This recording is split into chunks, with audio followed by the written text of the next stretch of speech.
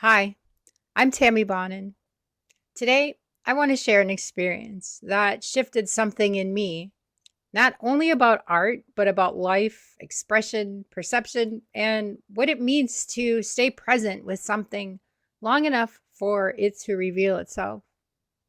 I was invited to attend an intimate event in Chicago led by Robin Jameson, an artist, author, and guide in helping people transform their relationship with modern and contemporary art. The encounter was called the Magic of Modern Art Experience, and I went because a trusted friend welcomed me to join them at the Chicago Museum of Modern and Contemporary Art. Something in me said yes. But I did not arrive as someone who felt fully at ease in the art world. I arrived with nervousness and assumptions, and I carried the familiar stereotypes that many people carry, that the art world can feel exclusive, that it can seem snobbish or pretentious, like there's some invisible membership required to belong there. And somewhere in my imagination, I thought perhaps I was supposed to be attending art appreciation class, darling, so I could become more qualified, fit in, match the pretentiousness, and level up my life experience. As I imagined, artist communities lived in skyscraper penthouses and moved through the world. And beneath that humor was something more personal. I also carried quieter, more personal assumptions about myself. I am a writer, I'm an author, I create. I even have my own art line. But somewhere along the way, I had absorbed the idea that what I make is too simple or too unconventional or somehow not enough to count. I wasn't educated enough, worldly enough, or serious enough. So I came in carrying not only assumptions about art, but assumptions about worth, legitimacy, and belonging. Robin calls these counterproductive beliefs. What I appreciated immediately about her approach was that she did not begin with a lecture. She didn't begin by telling us what to think or what to admire or what the correct interpretation should be. She created a context that allowed us to notice our own perceptions. She helped us quickly see how we could find judgments about art, artists, and the whole art ecosphere, and then how our mental chatter gets in the way of being with art in a real and personal way. That movement from conclusion into experience was deeply important for me. Next, we were to spend time with a piece of work that did not immediately resonate with us, the one that we probably would have walked right past. Mine was Man Without Country by Ferlili Baez. At first, I didn't feel drawn in. I felt resistance, I felt anger, I saw hurt, I felt discomfort in my body. I made the immediate assumptions, not only about the work, but also about the emotional world of the piece, and even whether I wanted to spend time with it at all. But Robin's invitation was simple. This is your piece. Stay. So I let go of all of that, and I stayed. As I stayed, I began to notice more. I saw the layers. I stopped thinking and looking for a quick conclusion and began entering a kind of living investigation. The piece stopped feeling like a problem to solve and started feeling like a world to meet. And something changed in me. As I stood there longer, the piece began to open. I noticed that it was not a single image in the way I had unconsciously expected art to be. It was layered. It was assembled. It was built over time. And it included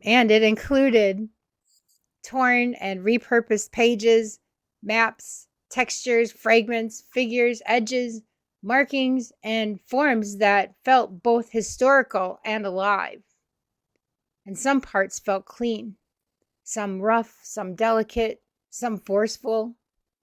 There were protrusions and depths. There were places where history seemed to sit heavily, and places where imagination seemed to move freely.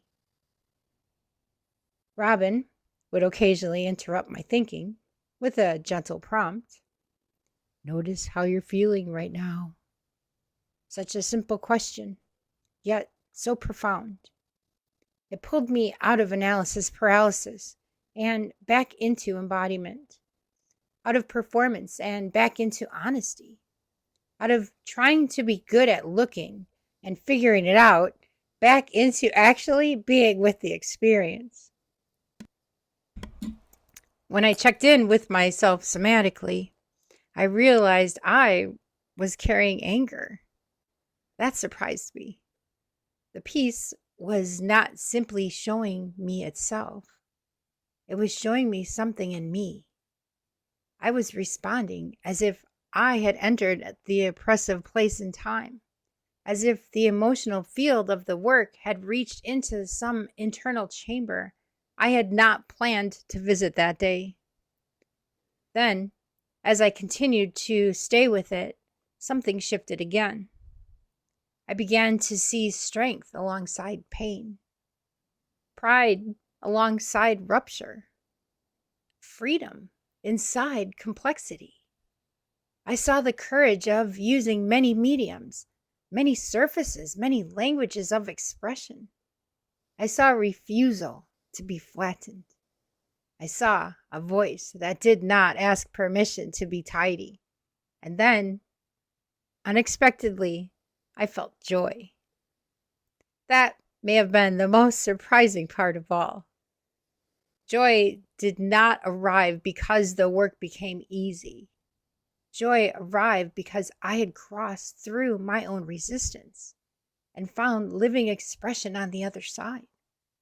Joy in revelation. Joy in self-expression. Joy in the artist's freedom to use whatever materials were needed. Joy in recognizing that art can hold sorrow, history, tension, fragmentation, and still carry life. That experience changed how I think about art, but it also changed how I think about people. Because what is a human life, if not a kind of mixed media work of art? We are all assembled from histories, geographies, memories, influences, losses, inheritances, collisions, repairs, improvisations, and acts of courage. We're all made up of rough edges and clean lines, visible layers and hidden ones. We are unfinished. We are composite. We're expressive through different mediums. Some people write, some paint, some teach, some build, some mother, some sing, some survive, some begin again.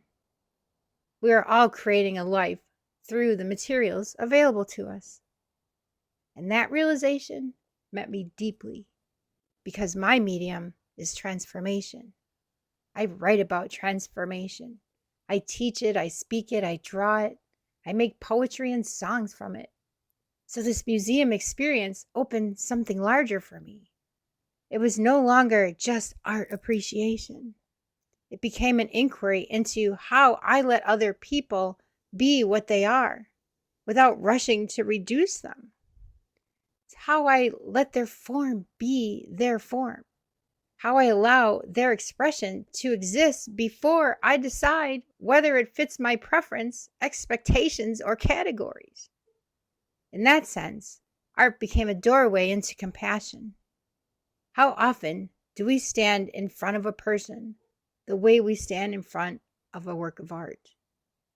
For only a few seconds, long enough to judge, not long enough to witness, not long enough to sense the history, the fragments, the courage, or the layers, not long enough for surprise.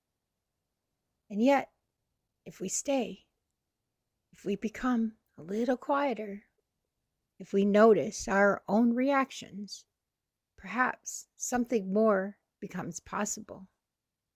That is one of the gifts I took from this experience. Modern art did not need me to become an art expert. It invited me to become available. And in becoming available, I received more than interpretation. I received relationship. I'm grateful to Robin for creating a space where art is not about being right. It was about being present. It was about letting modern art live long enough in our awareness for it to meet us. It was about realizing that the more we're open to it, the more it opens to us. And maybe that's is true of life too. The more we open, the more life opens. The more we soften our conclusions, the more meaning can arrive. The more we allow expression, the more beauty we can actually see. So today, when I think of that museum experience, I do not just think of one powerful artwork or artist. I think of a larger awakening. Art is not only something we hang on walls, life itself is a work of art. And perhaps one of our deepest callings is to learn how to meet it that way. Thank you.